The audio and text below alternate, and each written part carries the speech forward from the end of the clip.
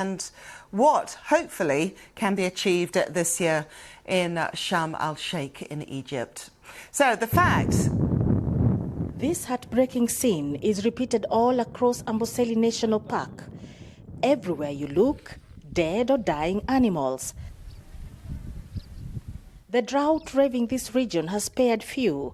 There is hardly any food or water for these animals, and the rising temperatures are making conditions worse.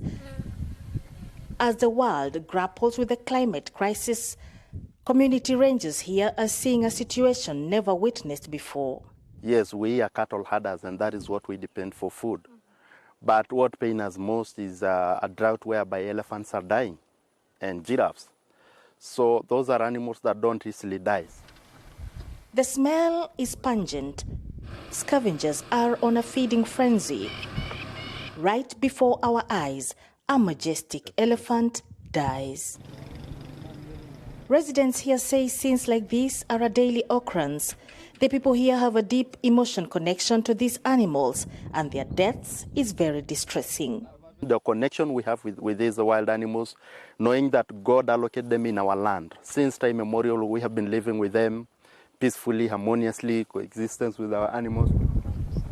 Despite the animals dying, tourists are still visiting the park, a lifeline for the Kenyan economy that depends heavily on tourism as a source of income. Some animals have been spared, and the tourists do have something to see.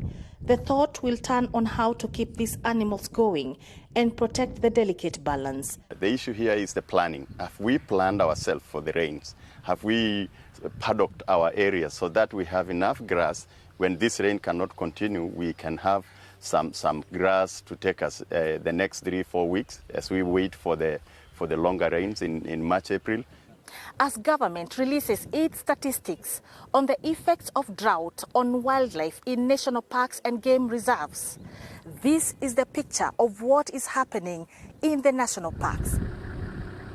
Kenya's Ministry of Tourism and Wildlife say the country has lost 205 elephants, more than 500 wildebeest, around 400 zebras and 50 buffaloes this year alone. Most deaths were recorded in Amboseli, Tsavo, and in the Laikipia Samburu area. Ann Ngugi, BBC News, Amboseli National Park, Kenya. So one of the areas of life that has been devastated by this, by the climate change that is greatly impacting all countries across the world.